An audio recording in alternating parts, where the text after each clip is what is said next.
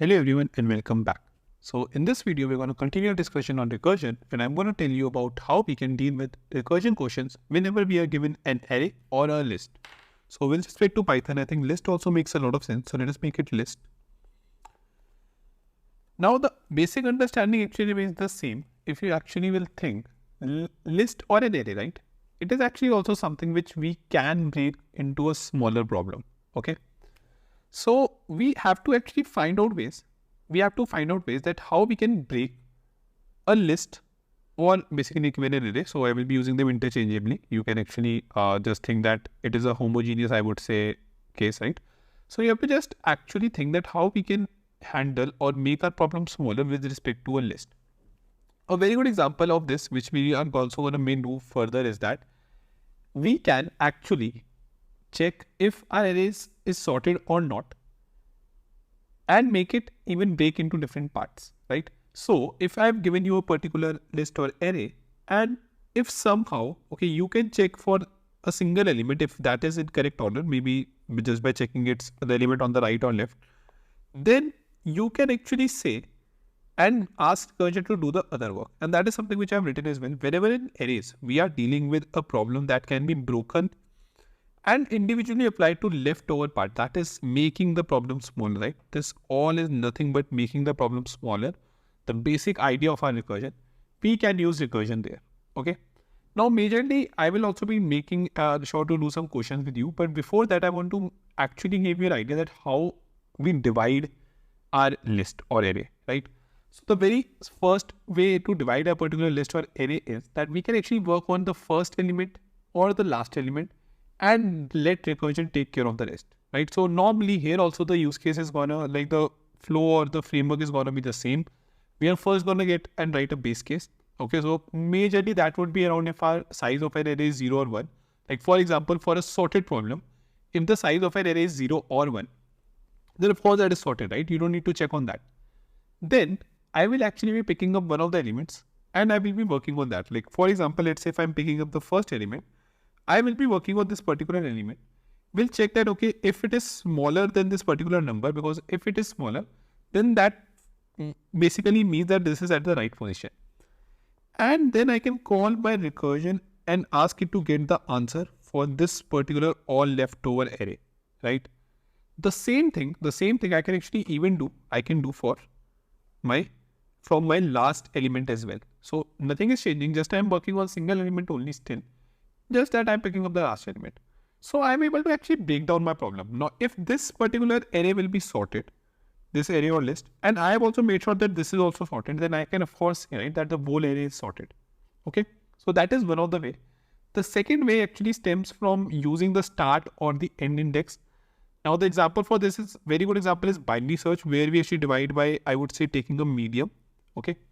Now, in the start and end index, we will be doing lots of questions. In merge sort and quick sort specifically, they will be used a lot.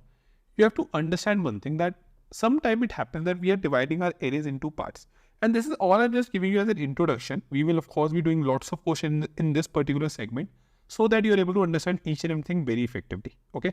There's a reason that I've created this as a separate section, because as of now you have actually understood everything with respect to the basics of recursion very well.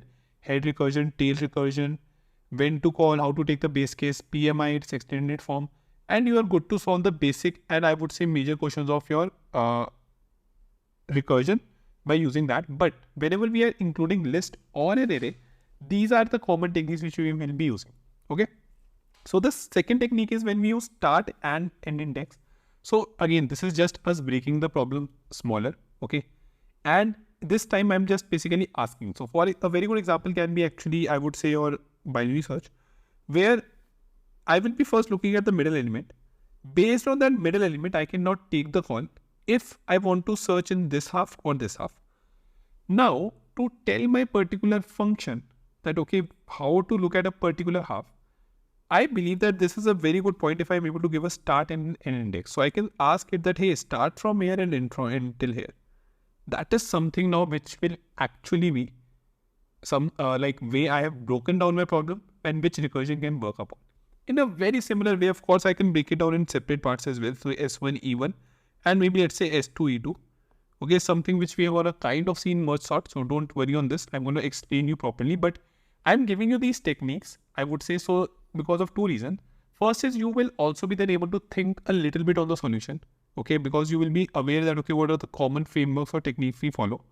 Second is that whenever you are given a question in an interview, you will have some steps to actually look forward to, and you will be able to apply them and then take that call.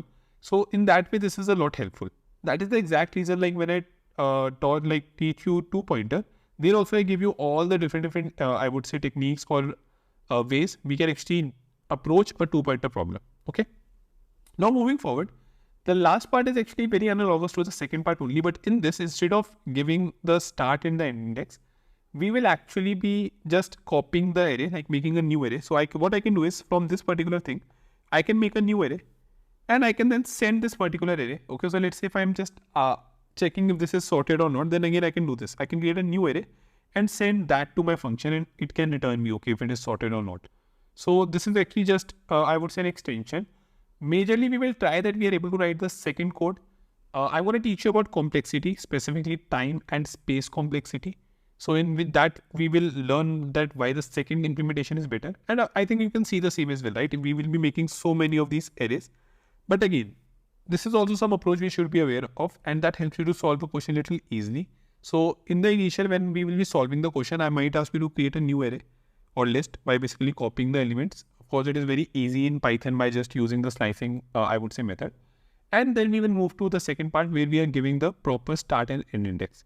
Majorly, we will see that most of the question we will be very good to solve by using this particular approach in your, I would say, recursion with arrays. And of course, if any particular other question will be there, we should be good to solve with our basics as well. So you don't have to worry on that, right? Now let us solve one question. So that the concepts are a lot more clear. So the question is, write a program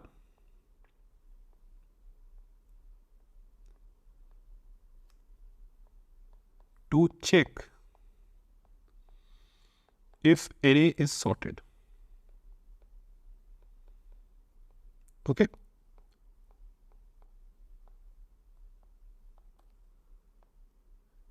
Let me actually extend this question a little bit so that you are able to understand a lots of things. So we are also going to use recursion, of course. We are going to write the recurrence relation.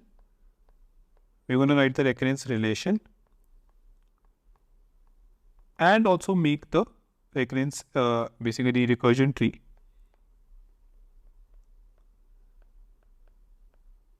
And let us solve it using both head and tail recursion. So this will, of course, be a very good refresher for all the things which we have learned till now. Okay. So this is one question where actually, of course, it doesn't matter the way you are checking, but we will see what is better in this particular case as well. So yeah, I would actually want you to try this question out first, and in the next video, I'm going to discuss the answer, and I will actually be making all these things so that you can follow the overall thought process. You can understand the same. Again, I will repeat this one more time. Please make sure that you are understanding and following the thought process, because if you actually understand stuff, then you will be able to solve novel questions, any new question, and be a better coder and software engineer going forward. Don't just run behind the solution. If you actually are, I would say, following everything, you will for sure feel that you have to understand and make sure that you understand the basics and how to approach a problem rather than just, I would say, jumping on the solution. So please make sure that you follow that particular framework and understand the problem. And in the next video, I'm going to make sure that I solve this in front of you so that you get a better idea as well. Okay, cool then. Thanks a lot, everyone. Let's meet in the next video.